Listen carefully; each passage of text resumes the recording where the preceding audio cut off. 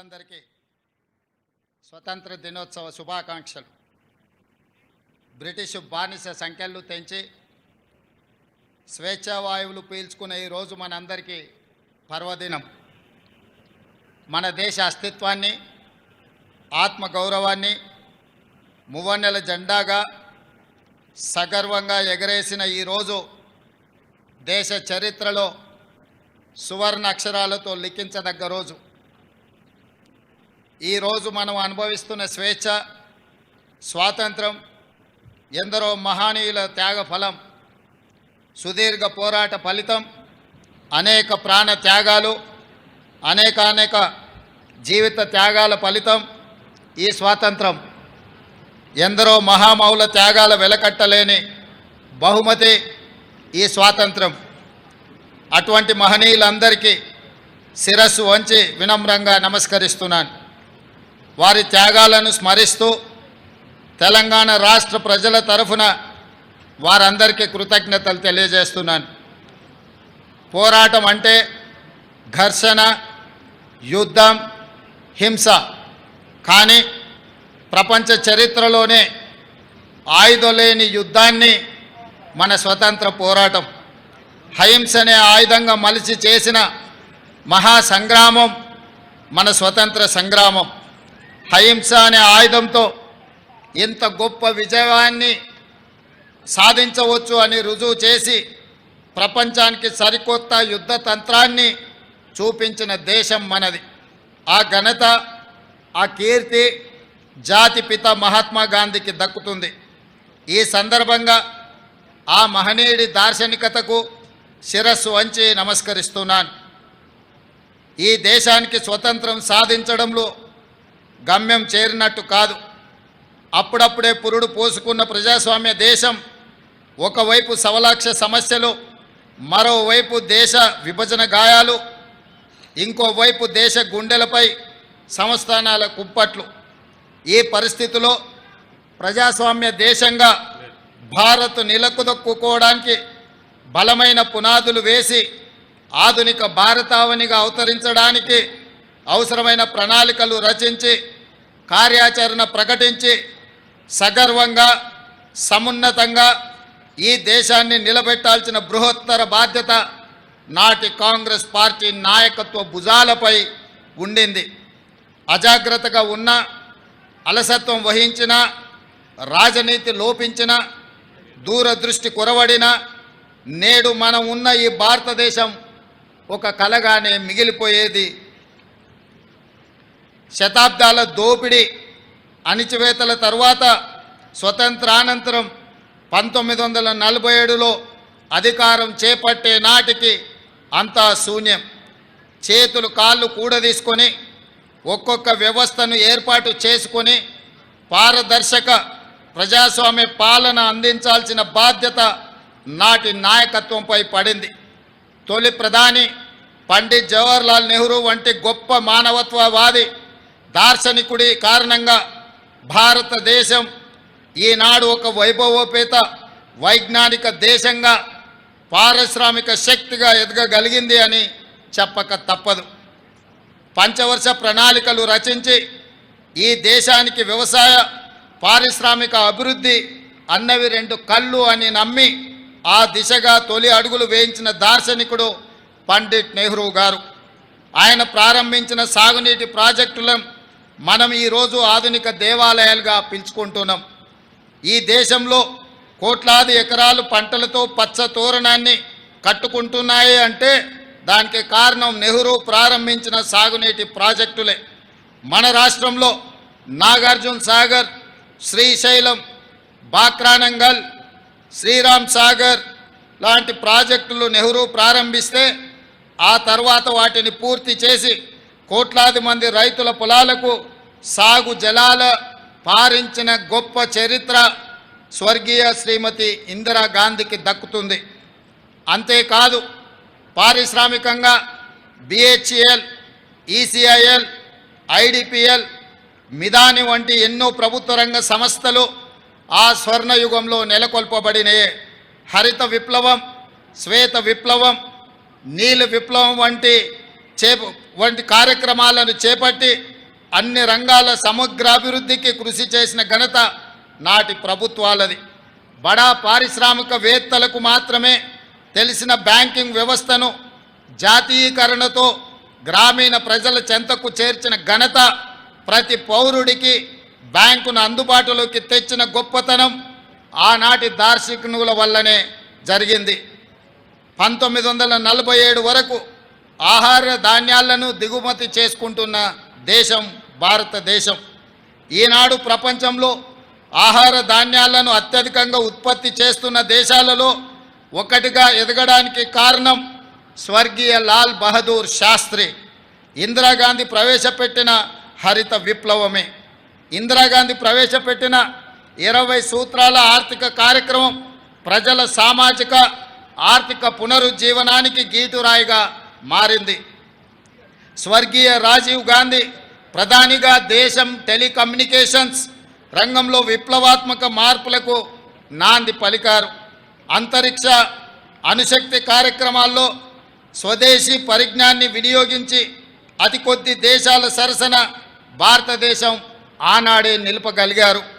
స్వర్గీయ రాజీవ్ గాంధీ హయాంలో ఈ దేశానికి సాంకేతిక విప్లవాన్ని తీసుకురాగా ఆ తర్వాత ప్రధానిగా బాధ్యతలు స్వీకరించిన మన తెలంగాణ బిడ్డ స్వర్గీయ పివి నరసింహారావు గారు ఆర్థిక విప్లవాన్ని తీసుకువచ్చి భారతదేశ ముఖ చిత్రాన్ని మార్చివేశారు. ఇట్లా నెహ్రూ హయంలో మొదలైన భారతదేశ విజయ ప్రస్థానం ఇందిరా, రాజీవ్, పివి హయంలో ప్రపంచంలో అగ్రదేశాల సరసన చేరే స్థాయికి ఎదిగింది. స్వతంత్రం సాధనతో పాటు కాంగ్రెస్ ఈ దేశానికి అందించిన సేవలకు ఇవి కొన్ని ఉదాహరణలు మాత్రమే. నేటి ప్రజలు, ఈ తరం యువకులు ఈ వాస్తవాలను గ్రహించవలసిన అవసరము ఉంది. ఈ దేశ ప్రజలకు ఇచ్చిన ప్రతి మాటను నిలబెట్టుకున్న చరిత్ర కాంగ్రెస్ ప్రభుత్వాలది. భక్తి శ్రద్ధలతో ఈ దేశాన్ని పాలించిన చరిత్ర మనది. తెలంగాణ ఆకాంక్షల విషయంలో సైతం ఆ విషయం సమకాలీన సాక్ష్యంగా ఉంది. 2004లో కరీంనగర్ వేదికగా తెలంగాణ ప్రజలకు శ్రీమతి సోనియా గాంధీ గారు మాట ఇచ్చారు. తెలంగాణ ప్రజల మనసు నాకు తెలుసు, వారి ఆకాంక్షలు నెరవేర్చే బాధ్యత తీసుకుంటానని వారు చెప్పారు.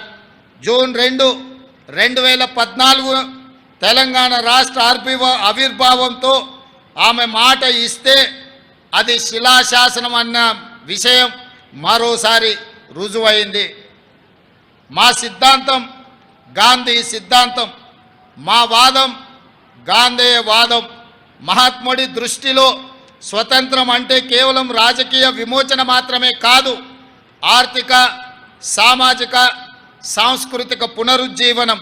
సమాజంలో అట్టడుగున ఉన్న అణగారిన వర్గాలకు స్వతంత్ర ఫలాలు అందినప్పుడే మనం సాధించిన స్వతంత్రానికి, మహనీయుల త్యాగాలకి అర్థం ఉంది. అన్ని వర్గాల సర్వతోముఖాభివృద్ధి జరిగినప్పుడే ఈ దేశ ప్రజాస్వామ్యానికి విలువ, గౌరవం పెరుగుతుంది.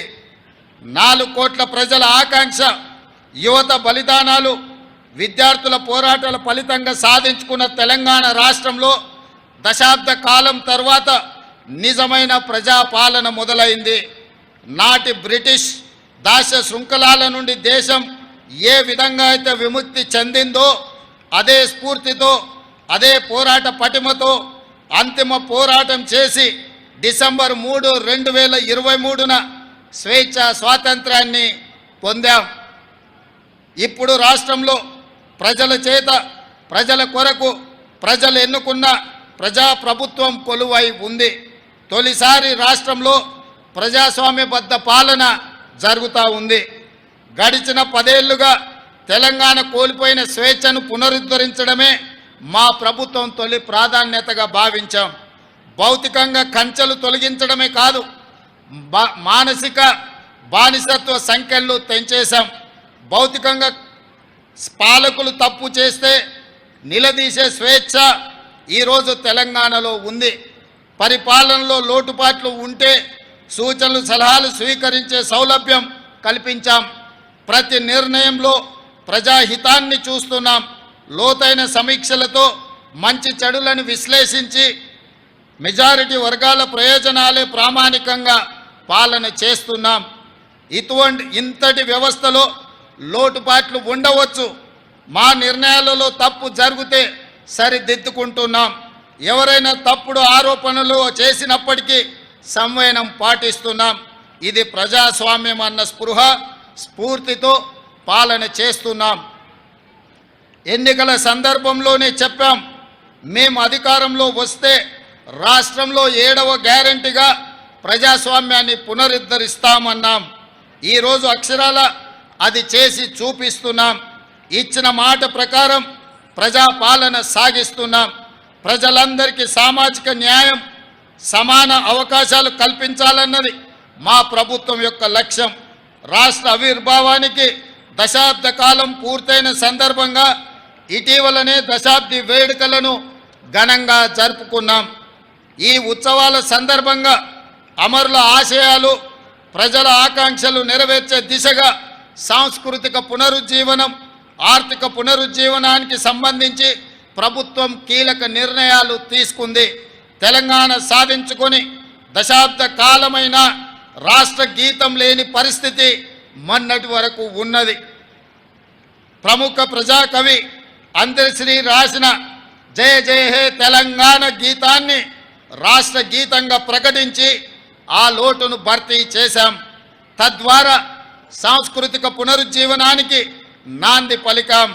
తెలంగాణ రాష్ట్ర పేరును సూచించే సంక్షిప్త అక్షరాల విషయంలో టీఎస్ స్థానంలో టీజీని ప్రభుత్వం పునరుద్ధరించింది. ఇది ప్రజల యొక్క ఆకాంక్ష. మా ప్రభుత్వం అధికారం చేపట్టే నాటికి రాష్ట్ర ఆర్థిక వ్యవస్థ విధ్వంసమై ఉంది. గత 10 సంవత్సరాలలో తెలంగాణ రాష్ట్ర ప్రభుత్వ అప్పు దాదాపు 10 రెట్లు పెరిగింది. రాష్ట్ర ఆవిర్భావ సమయంలో 75,577 కోట్ల రూపాయల అప్పుగా ఉన్న గత ఏడాది డిసెంబర్ నాటికి దాదాపు 7 లక్షల కోట్ల రూపాయలకు చేరింది. దీనిపై శ్వేతపత్రం కూడా విడుదల చేశాం. దయానీయ స్థితిలో ఉన్న రాష్ట్ర ఆర్థిక వ్యవస్థకు స్వస్థత చేకూర్చడం కోసం ఆర్థిక పునరుజ్జీవనం అవసరమని భావించాం. ఆ దిశగా రాష్ట్ర అప్పులను రీస్ట్రక్చర్ చేయించే ప్రయత్నంలో ఉన్నాం. ఇటీవల అమెరికా పర్యటనలో ప్రపంచ బ్యాంకు అధ్యక్షుడితో సమావేశమయ్యాం. తక్కువ వడ్డీలతో రాష్ట్ర అభివృద్ధికి అవసరమైన నిధులు సమకూర్చుకునే అంశంపై మా మధ్య సానుకూల చర్చలు జరిగాయని చెప్పుకోవడానికి సంతోషిస్తున్నాను. గతంలో మాదిరిగా అధిక వడ్డీలతో అప్పులు తెచ్చి రాష్ట్ర ప్రజల నెత్తిన మోయలేని భారం మోపే పనులను మేము చేయబోము. ఆర్థిక అవరోధాలు ఉన్నా ప్రతి ఇంట సౌభాగ్యాన్ని నింపాలనే మహాసంకల్పంతో రూపొందించిన అభయ హస్తం హామీలన్నీ తూచా తప్పకుండా అమలు చేసే ప్రయత్నం చేస్తున్నాం. ప్రభుత్వంలో మేము కుదురుకోక ముందే, ఆర్థిక పరిస్థితిని అంచనా వేసుకోక ముందే హామీ ఇచ్చిన 6 గ్యారెంటీలలో 2 గ్యారెంటీల అమలును ప్రారంభించిన ఘనత ఈ ప్రజా ప్రభుత్వానిది. బాధ్యతలు స్వీకరించిన 48 గంటల్లోనే 2 గ్యారెంటీలను అమలు ప్రారంభించి చరిత్ర సృష్టించాం. ఆడబిడ్డలకు తొలి ప్రాధాన్యత ఇస్తూ ఆర్టీసీలో ఉచిత ప్రయాణ సౌకర్యాన్ని కల్పించాం. ఈ పథకం ద్వారా జూలై ఆఖరు నాటికి మహిళలకు 2,351 కోట్ల రూపాయలు ఆదా చేయగలిగామని సగర్వంగా చెప్పగలను. రాష్ట్రంలో వైద్యం అందక ఏ ఒక్క ప్రాణాలు పోకూడదన్నది మా ప్రభుత్వ ఆశయం.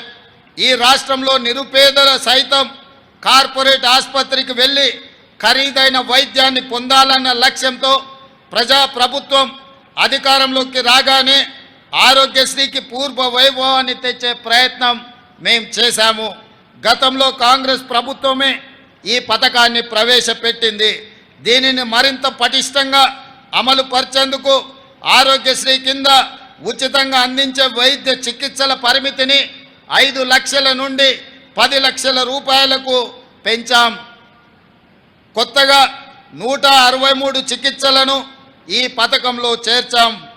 మొత్తం 1835 చికిత్సలకు 10 లక్షల రూపాయల వరకు ఉచిత వైద్యం అందుతుంది. ఆరోగ్యశ్రీ ప్యాకేజీల ధరలను 20% పెంచాం. అవయవ మార్పిడి సహా ఆధునిక చికిత్సలను అందుబాటులోకి తీసుకువచ్చాం. రేషన్ కార్డుతో సంబంధం లేకుండా ఆరోగ్యశ్రీ పథకం అమలు చేయాలని మా ప్రభుత్వం నిర్ణయించింది. ప్రభుత్వ ఆసుపత్రులను ఆధునీకరించి విస్తృత వైద్య సేవలు అందించేందుకు ప్రభుత్వం కృత నిశ్చయంతో ఉంది. రాష్ట్రంలో ప్రతి ఒక్కరికి ప్రత్యేక గుర్తింపు సంఖ్య గల డిజిటల్ హెల్త్ ప్రొఫైల్ కార్డు జారీ చేసే విధానాన్ని త్వరలో ప్రారంభిస్తాం. పౌరుల ఆరోగ్య సంబంధిత సమాచారం ఒకే చోట అందుబాటులో ఉండి సులభంగా రోగ నిర్ధారణ సత్వర చికిత్సకు వీలు కల్పించేందుకు ఈ ఆలోచన చేస్తున్నాం. ఆడబిడ్డల కన్నీళ్లు తుడవాలన్న లక్ష్యంతో ప్రారంభించిందే మహాలక్ష్మి పథకంలోని మరో పథకం. 500 రూపాయలకే వంట గ్యాస్ ఇవ్వాలన్న ఆలోచన. 2014లో కాంగ్రెస్ పార్టీ అధికారం కోల్పోయే నాటికి గ్యాస్ సిలిండర్ ధర 410 రూపాయలు మాత్రమే. 10 ఏళ్లలో దానిని 1200 రూపాయలకు పెంచిన పాలన మీరు చూశారు. అందుకే తిరిగి సిలిండర్ ధరను 500 రూపాయలకే ఇవ్వాలన్న సంకల్పంతో ఈ కార్యక్రమాన్ని ఈ ఏడాది ఫిబ్రవరి 27న ప్రారంభించాం. 40 లక్షల మంది లబ్ధిదారులతో మొదలైన ఈ పథకం ప్రస్తుతం 43 లక్షల మందికి లబ్ధి చేకూర్చుతుంది. సబ్సిడీ కింద లబ్ధిదారులు ఉపయోగించిన 61,77,933 సిలిండర్లకు గాను 204 కోట్ల రూపాయలను ప్రజా ప్రభుత్వం చెల్లించింది. అదేవిధంగా అల్పాదాయ వర్గాల వారికి విద్యుత్ బిల్లుల భారం తగ్గించి వారి గృహాలలో చీకట్లను పారదోలి విద్యుత్ కాంతులను నింపేందుకు గృహజ్యోతి పథకం అమలు చేస్తున్నాం. 200 యూనిట్ల కంటే తక్కువ విద్యుత్ వాడే ప్రతి ఇంటికి ఉచిత వెలుగులు పంచుతున్నాం. ఈ పథకాన్ని 2024లో ప్రారంభించాం. ప్రజాపాలన సేవా కేంద్రాల ద్వారా దరఖాస్తులు స్వీకరించి అర్హులైన వారందరికీ ఈ పథకం వర్తింపచేస్తున్నాం. ప్రస్తుతం 46,19,236 మంది లబ్ధిదారులకు ఈ పథకం ద్వారా లబ్ధి పొందుతున్నారు. అదేవిధంగా ఎన్నికల మేనిఫెస్టోలో పేర్కొన్న విధంగా పేద బడుగు వర్గాల సొంత ఇంటి కల నెరవేర్చేందుకు ఇందిరమ్మ ఇండ్లు పేరుతో నూతన గృహ నిర్మాణ కార్యక్రమాన్ని ప్రారంభించాం. భద్రాద్రిలో పరమ పవిత్రమైన శ్రీరాముని సన్నిధిలో ఈ కార్యక్రమానికి శ్రీకారం చుట్టాం.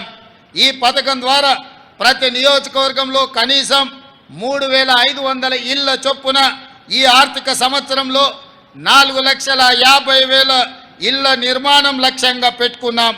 ఈ పథకం కింద పేదల ఇల్లు కట్టుకోవడానికి 5 లక్షల రూపాయలు ప్రభుత్వం ఉచితంగా చెల్లిస్తుంది.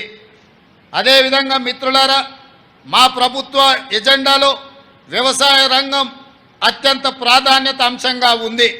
అందుకే ఇటీవల బడ్జెట్లో వ్యవసాయ అనుబంధ రంగాలకు భారీ మొత్తంలో 72,659 కోట్ల రూపాయలు కేటాయించాం. ఆహార ధాన్యాలతో సహా వివిధ పంటల ఉత్పత్తుల దిగుబడులను పెంచడం ద్వారా రైతన్నల ఆదాయం పెంచేందుకు మా ప్రభుత్వం కృషి చేస్తుంది. రైతులకు కావలసిన ఎరువులు, విత్తనాలు ప్రాథమిక వ్యవసాయ సహకార పరపతి సంఘాల ద్వారా పంపిణీ చేస్తున్నాం. ఈ ఏడాది వానకాలం పంటకు జూలై 24 నాటికి 11,85,000 మెట్రిక్ టన్నుల ఎరువులు పంపిణీ చేశాం. ఇప్పటికీ ఇంకా 10,65,000 మెట్రిక్ టన్నుల ఎరువులు అందుబాటులో రైతులకు ఉన్నాయి. అదేవిధంగా రాష్ట్రంలోని రైతాంగం నేడు అతిపెద్ద పండగ జరుపుకుంటుంది. ఇంతకాలం రుణభారంతో బతుకు భారమై తెలంగాణ రైతన్నలు నేడు తల ఎత్తుకొని దర్జాగా తిరిగే రోజులు వచ్చాయి. ఎన్నికల సందర్భంగా వరంగల్లో ప్రకటించిన రైతు డిక్లరేషన్కు అనుగుణంగా దేశంలో ఎక్కడ జరగని విధంగా రైతన్నలకు 2 లక్షల రూపాయల వరకు ఏకకాలంలో రైతు రుణమాఫీ చేసి రైతు కుటుంబాలను ఆదుకోవాలన్న ఆలోచన ఆ కార్యక్రమాన్ని మొదలుపెట్టి దిగ్విజయంగా ముందుకు తీసుకెళ్తున్నది ప్రజా ప్రభుత్వం. ఇది అసాధ్యమని చాలామంది ఒక్కర భాషలు చెప్పారు. కానీ మా ప్రభుత్వం మాట ఇచ్చిన ప్రకారం రైతన్నలకు 2 లక్షల రూపాయల వరకు ఏకకాలంలో రుణమాఫీ కార్యక్రమాన్ని అమలు చేసి చూపిస్తున్నాం. దీనిపై ప్రతిపక్షాలు రంధ్రాన్వేషణ చేస్తున్నాయి. ఈ సందర్భంగా నేను చెప్పదలుచుకున్నాను, పథకంలో అర్హులైన ప్రతి రైతుకు న్యాయం జరుగుతుంది. సాంకేతిక కారణాలతో ఎక్కడైనా చిన్న ఇబ్బందులు వస్తే వాటిని పరిష్కరించే బాధ్యత ప్రజా ప్రభుత్వం తీసుకుంటుంది, వ్యవసాయ శాఖ తీసుకుంటుంది. కలెక్టర్ కార్యాలయాల్లో ప్రత్యేకంగా కౌంటర్ ఏర్పాటు చేసి ఈ సమస్యల మీద వచ్చే రైతులను వాళ్ళ సమస్యలను తెలుసుకొని పరిష్కరించే బాధ్యత తెలంగాణ రాష్ట్రంలో ఉన్న అన్ని జిల్లా కలెక్టర్లకు ఆదేశాలు ఇవ్వడం జరిగింది. తొలి దశలో 1 లక్ష రూపాయల వరకు ఉన్న రుణమాఫీ సొమ్ము 6,035 కోట్ల రూపాయలను జూలై 18న నేరుగా రైతు ఖాతాలలో ప్రభుత్వం జమ చేసింది. దీనివల్ల 11,34,000 మంది రైతన్నలు రుణ విముక్తి పొందారు. రెండో దశలో 6,190 కోట్ల రూపాయలను జూలై 30న నేరుగా రైతు ఖాతాలలో ఈ ప్రభుత్వం జమ చేసింది. దీనివల్ల 6,40,823 మంది రైతన్నలు రుణ విముక్తి పొందారు. కాగా 2 లక్షల రూపాయల వరకు గల రుణాలను ఈరోజు మాఫీ చేసుకోవడం ద్వారా ఒక అద్భుత ఘట్టాన్ని మనం ఆవిష్కరించుకోబోతున్నాం. దేశానికి స్వతంత్రం వచ్చిన రోజే తెలంగాణ రైతుకు ఆర్థిక స్వతంత్రం వచ్చిందని ఘనంగా చెప్పుకునే రోజు ఈ రోజు. ఈ కార్యక్రమంతో మా జన్మ ధన్యమైందని మేము భావిస్తున్నాం. ఎందుకంటే దేశానికి పట్టెడు అన్నం పెట్టే అన్నదాత సుఖ సంతోషాలతో ఉంటే దేశం సుభిక్షంగా ఉంటుందని మేము ప్రగాఢంగా విశ్వసిస్తున్నాం. అందుకే 31,000 కోట్ల రూపాయలు వెచ్చించి రైతులను రుణ విముక్తుల్ని చెయ్యాలని ప్రజా ప్రభుత్వం నిర్ణయం తీసుకోవడం జరిగింది. రైతు బాగుంటేనే రాష్ట్రం బాగుంటుందని విశ్వసించే ప్రభుత్వం మాది. అర్హులైన రైతులందరికీ రైతు భరోసా పథకాన్ని ఎకరానికి 15,000 రూపాయల చొప్పున అందించాలన్నది మా ప్రభుత్వం యొక్క సంకల్పం. గతంలో అమలు జరిగిన రైతు బంధు పథకం కింద ఎకరాకు ప్రతి సంవత్సరానికి 10,000 రూపాయలు మాత్రమే ఇచ్చారు.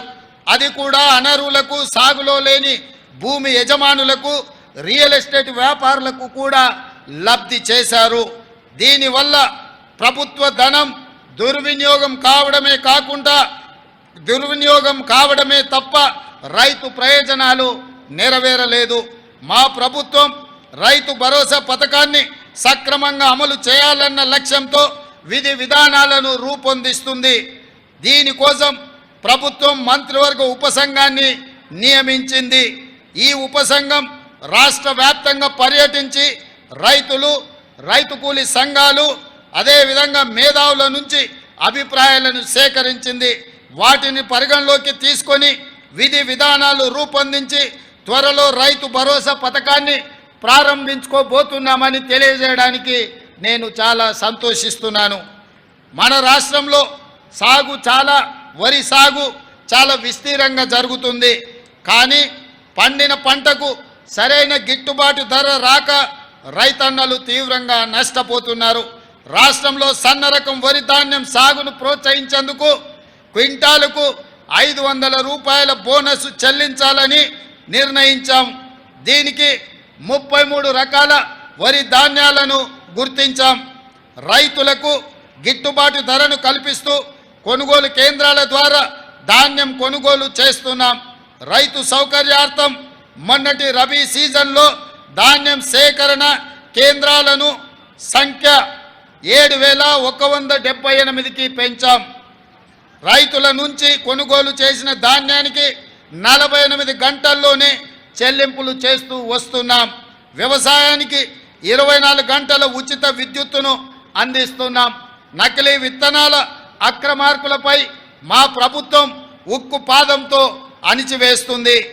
అదేవిధంగా రైతులకు పంటల బీమా పథకం వర్తింపజేయడానికి ఈ సంవత్సరం నుంచి ఫసల్ బీమా యోజన పథకంలో చేరాలని నిర్ణయించాం. ఈ పథకం కింద రైతుల తరఫున బీమా ప్రీమియాన్ని ప్రభుత్వమే చెల్లిస్తుంది. రైతులకు పైసా ఖర్చు లేకుండా పంటలకు పూర్తి భద్రత కలుగుతుంది. ఈ పథకం ద్వారా రైతులకు ఆధునిక సాంకేతిక విధానాలు, పంటల దిగుబడికి సంబంధించిన శాస్త్రీయ పద్ధతులు తెలియజేయడానికి రైతు నేస్తం కార్యక్రమాన్ని మా ప్రభుత్వం ప్రారంభించింది. ఉద్యాన పంటల సాగు, ఆయిల్ ఫామ్ సాగుకి ప్రభుత్వం ప్రోత్సాహకాలు అందిస్తుంది. అదేవిధంగా భూమి లేని రైతు కూలీలు దుర్భర జీవితాలు గడుపుతున్నారు. రోజు కూలీ చేసుకుంటూ కూలీ దొరకని నాడు కుటుంబాలను పోషించలేక ఇబ్బందులు పడుతున్నారు. వారిని ఆదుకోవడం కోసం భూమి లేని ప్రతి నిరుపేద రైతు కూలీకి సంవత్సరానికి 12,000 రూపాయల ఆర్థిక సాయాన్ని ఈ ఏడాది నుంచే మా ప్రభుత్వం అందించనుంది. ఇది చాలా సంతోషకరమైన సందర్భం. అదేవిధంగా మిత్రులారా, రైతుల పాలిట శాపంగా మారిన ధరణి సమస్యలపై మా ప్రభుత్వం ప్రత్యేక దృష్టి సారించింది. ధరణి అమలులో అవకతవకలు, లోపభూయిష్ట విధానాల కారణంగా రైతులకు ఎంతో కష్టం కలుగుతుంది. ధరణిలో అనేక అవకతవకలు జరిగినట్టుగా గుర్తించాం. ధరణి సమస్యల పరిష్కారానికి 2024 మార్చి 1 నుండి 15 వరకు స్పెషల్ డ్రైవ్ నిర్వహించాం. ధరణిలో సమస్యల పరిష్కారం చేయలేని ఉంటే సదరి దరఖాస్తులను తిరస్కరిస్తే దానికి గల కారణాలను తప్పకుండా నమోదు చేసేలా ప్రభుత్వం చర్యలు చేపడుతుంది. పెండింగ్లో ఉన్న ధరణి దరఖాస్తులను తక్షణం పరిష్కరించాలని కలెక్టర్లకు ఆదేశాలు ఇచ్చాం. భూ సమస్యల పరిష్కారానికి సరికొత్త సమగ్ర చట్టాన్ని తీసుకురావాలని ప్రభుత్వం భావిస్తున్నది. నేరం రూపం మార్చుకుంది. సైబర్ నేరాలు, డ్రగ్స్ మహమ్మారి సమాజాన్ని పట్టి పీడిస్తున్నాయి. ఈ నేరాల వల్ల వ్యక్తులు కాదు, మొత్తం జాతే నిర్వీర్యమయ్యే ప్రమాదం పొంచి ఉంది. ఇది ఆందోళనకరమైన అంశం.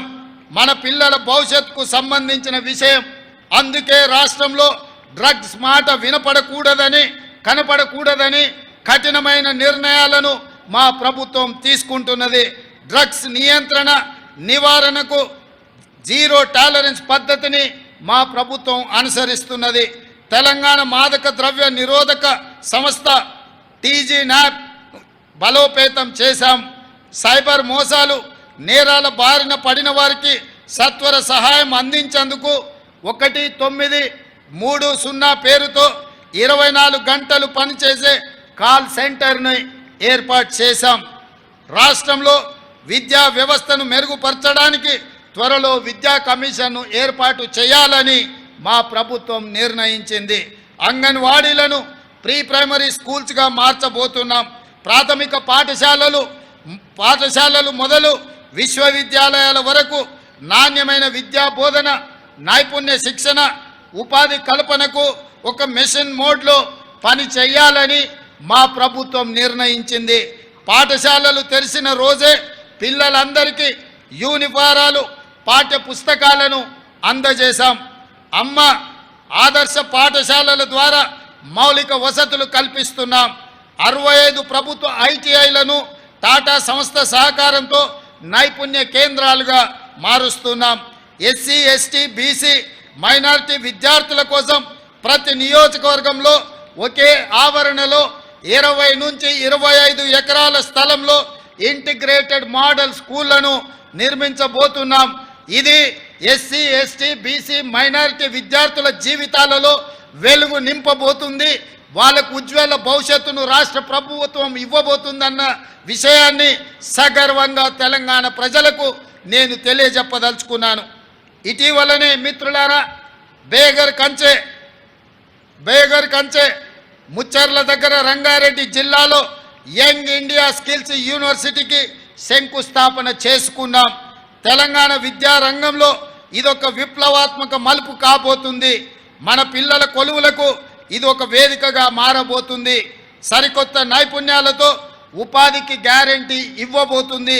ఈ యూనివర్సిటీకి మహేంద్ర గ్రూప్ అధినేత ఆనంద్ మహేంద్రను చైర్మన్గా ఉండాలని తెలంగాణ రాష్ట్ర ప్రభుత్వం తరఫున వారికి విజ్ఞప్తి చేస్తే వారు ఉదార స్వభావంతో దీనికి చైర్పర్సన్గా ఉండడానికి వారు ఆమోదించిందని మీకందరికీ ఈ సందర్భంగా సగర్వంగా తెలియజేస్తున్నాను. మిత్రులారా, రంగుల గోడలు అద్దాల మేడలు కాదు, ప్రజల జీవితాలలో గుణాత్మక మార్పు రావాలి. దానికి రాష్ట్ర అభివృద్ధి సంక్షేమం సమపాలలో జరగాలి. తెలంగాణను ప్రపంచానికి ముఖద్వారంగా మార్చాలి. తెలంగాణ బ్రాండ్ను విశ్వవేదికపై సగర్వంగా చాటాలి. అందుకే ఇటీవలే మన రాష్ట్రానికి పెట్టుబడుల సాధన కోసం నేను సహచర మంత్రివర్యులు శ్రీధర్ బాబు గారు కలిసి అమెరికాలో పర్యటించాం. అంతర్జాతీయ దిగ్గజ సంస్థల అధినేతలు ప్రతినిధులతో భేటీ అయ్యాం. తెలంగాణ పెట్టుబడులను అవకాశాలను వివరించాం. ఫ్యూచర్ స్టేట్గా తెలంగాణను వారికి పరిచయం చేశాం. బేగర్ కంచె వద్ద శంకుస్థాపన చేసుకున్న 4th city, Musi river front, regional ring road నిర్మాణం, అంతర్జాతీయ మౌలిక సదుపాయాలు, మెట్రో విస్తరణ తదితర ఆలోచనలు వారితో పంచుకున్నాం. జనవరిలో దావోస్ పర్యటన సందర్భంగా 40,000 కోట్ల రూపాయల పెట్టుబడులకు సంబంధించి ఒప్పందాలను మా ప్రభుత్వం కుదుర్చుకున్నది. ఇది పెట్టుబడుల ఆకర్షణలో ఒక రికార్డ్. ఈ ఒప్పందాలు కార్యరూపం దాల్చడానికి అవసరమైన కార్యాచరణను ప్రభుత్వం ప్రారంభించింది. మన యువత ఉపాధి ఉద్యోగ కల్పనకు ఇవి దోహదం చేస్తాయని మేము సంపూర్ణంగా విశ్వసిస్తున్నాం. ప్రాంతాలు, గ్రామ పంచాయతీలను తెలంగాణ కోర్ అర్బన్ రీజియన్గా గుర్తించాం. దీని పరిధిలోని ప్రభుత్వ ఆస్తులు, చెరువులు, పార్కుల కబ్జాలకు గురికాకుండా Hyderabad disaster response and estate protection agency HYDRAA పనిచేస్తుంది. సర్కారు ఆస్తుల పరిరక్షణతో పాటు విపత్తులు సంభవించినప్పుడు అత్యవసర సేవలను కూడా అందించే బాధ్యత ఈ హైడ్రా చేపడుతుంది. అదేవిధంగా మిత్రులారా, అధికారంలోకి వచ్చిన 3 నెలల్లోనే 30,000 మందికి ఉద్యోగ నియామక పత్రాలు అందజేశామని చెప్పడానికి నేను గర్వపడుతున్నాను. తెలంగాణ పబ్లిక్ సర్వీస్ కమిషన్ను ప్రక్షాళన చేసి ఇప్పటికే గ్రూప్ 1 ప్రాథమిక పరీక్షలను విజయవంతంగా జరిపించాం. 11,062 టీచర్ పోస్టుల భర్తీకి డిఎస్సిని విజయవంతంగా నిర్వహించాం. ఉద్యోగ నియామక పరిమితిని కూడా 44 ఏళ్ల నుంచి 46 ఏళ్ల వరకు మా ప్రభుత్వం పెంచడం జరిగింది. గ్రూప్ 1, గ్రూప్ 2, గ్రూప్ 3 నియామకాలకు ఉన్న కోర్టు చిక్కుముళ్లను పరిష్కరించాం. ఇటీవలనే శాసనసభలో జాబ్ క్యాలెండర్ను ప్రవేశపెట్టాం. దాని ప్రకారం పోటీ పరీక్షలు నిర్వహించి ప్రతి ఏటా ఉద్యోగ ఖాళీలు భర్తీ చేయబోతున్నాం. రాష్ట్రంలో నిరుద్యోగ యువతకు నేను హామీ ఇస్తున్నా, మీ సమస్యలు ఏమైనా ఉంటే ప్రభుత్వం దృష్టికి తీసుకురండి.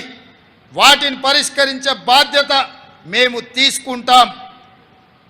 చెప్పుడు మాటలు విని మీ భవిష్యత్తును చెడగొట్టుకోవద్దు. ఎవరు ఉద్యోగాల కోసమో మీ జీవితాలను బలి చేసుకోవద్దు. ఇప్పటికే గడిచిన 10 ఏళ్లుగా మీరు చాలా నష్టపోయారు. పెద్దన్నగా మీకు అండగా నేను ఉంటా. సింగరేణి సహకారంతో రాజీవ్ గాంధీ సివిల్స్ అభయహస్తం కింద సివిల్స్లో ప్రాథమిక పరీక్షను విజయవంతంగా పూర్తి చేసిన అర్హులైన తెలంగాణ యువతకు ₹1,00,000 వంతున ఆర్థిక సహాయం అందించాలని మా ప్రభుత్వం నిర్ణయించింది.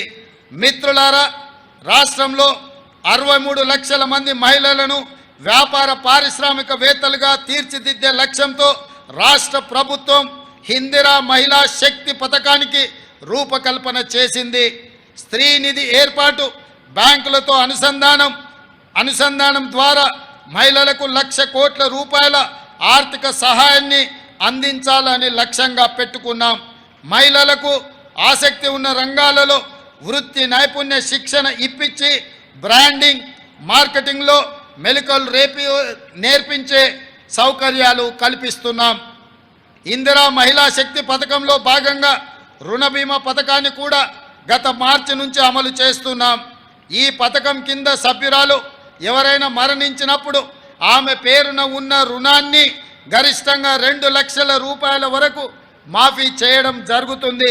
స్వయం సహాయక బృందాల మహిళలకు సభ్యులకు స్కూల్ యూనిఫామ్లు కుట్టే పనిని అప్పగించడంతో పాటు వారి ఉత్పత్తుల విక్రయానికి మాదాపూర్లోని శిల్పారామం వద్ద డ్వాక్రా మహిళా బజార్ ఏర్పాటు చేస్తున్నాం.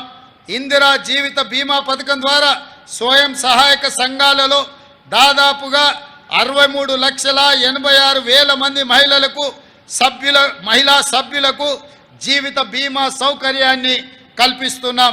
స్వయం సహాయక సంఘాలలో సభ్యులకు 10 లక్షల ప్రమాద బీమా జీవిత బీమా చేయడం జరుగుతుంది. అదేవిధంగా మిత్రులారా, రాష్ట్ర విభజన అనంతరం ఆంధ్రప్రదేశ్తో ఆస్తుల విభజనకు సంబంధించిన సమస్యలను పరిష్కరించేందుకు గత దశాబ్ద కాలంగా ఏ విధమైన ప్రయత్నాలు జరగకపోవడంతో ఎక్కడి సమస్యలు అక్కడే ఉండిపోయాయి. కృష్ణా గోదావరి జలాల్లో మన వాటా లెక్కలు ఇంకా తేలవలసి ఉంది. మా ప్రభుత్వానికి రాష్ట్ర ప్రయోజనాలు ముఖ్యం. ఇందుకోసం ఇరుగు పొరుగు రాష్ట్రాలతో కేంద్రంతో స్నేహపూర్వకంగా సఖ్యతతో వ్యవహరిస్తాం. రాష్ట్ర విభజనానంతరం అపరిష్కృతంగా మిగిలిపోయిన సమస్యలను సత్వరంగా పరిష్కరించుకోవడానికి ఇటీవల ఆంధ్రప్రదేశ్ ముఖ్యమంత్రితో జరిపిన చర్చలు త్వరలో మంచి ఫలితాలను ఇస్తాయని మా ప్రభుత్వం భావిస్తుంది. ఇది ప్రజా ప్రభుత్వం, ప్రతి ఒక్కరి ప్రభుత్వం. స్వేచ్ఛకు ప్రాధాన్యత ఇస్తూ ప్రజాస్వామ్య విలువలను గౌరవిస్తూ సంక్షేమానికి పెద్ద పీట వేస్తూ విశ్వ వేదికపై తెలంగాణను సగర్వంగా నిలిపే పాలన శక్తి వంచన లేకుండా కృషి చేస్తామని హామీ ఇస్తూ దీనికి ప్రతి ఒక్కరూ సహకరించాలని కోరుతూ మరొక్కసారి అందరికీ స్వతంత్ర దినోత్సవ శుభాకాంక్షలు. మిత్రులారా, చివరగా రాష్ట్రానికి పెట్టుబడుల సాధన కోసం జరిపిన అమెరికా దక్షిణ కొరియా పర్యటన విజయవంతమైంది. 19 అగ్రశ్రేణి కంపెనీలతో చర్చలు జరిపాం. 31,532 కోట్ల రూపాయల పెట్టుబడుల ఒప్పందాలు జరిగాయి. తద్వారా 30,750 మందికి నేరుగా ఉద్యోగ అవకాశాలు లభించే అవకాశం ఉంది. తెలంగాణను ఫ్యూచర్ సిటీగా ప్రపంచానికి పర్యటన ద్వారా పరిచయం చేశాము. ఇదొక గొప్ప ముందడుగు. భవిష్యత్తులో తెలంగాణ మరిన్ని ఉన్నత శిఖరాలను చేరుతుందని రైతులు, యువత, మహిళలు, వృద్ధులు, ఉద్యోగులు, వ్యాపారులు సకల జనులతో సుఖశాంతులతో శోభిల్లే తెలంగాణగా మార్చేందుకు ప్రభుత్వం పాలన అందిస్తుందని హామీ ఇస్తూ మీ అందరికీ స్వతంత్ర దినోత్సవ శుభాకాంక్షలు, ధన్యవాదాలు తెలియజేస్తున్నాను. జై Telangana. His vision brings victory. His journey beckons prosperity. Steering Telangana from impossible to possible, taking Telangana to the epitome of excellence. Agriculture to health, education to drug-free Telangana.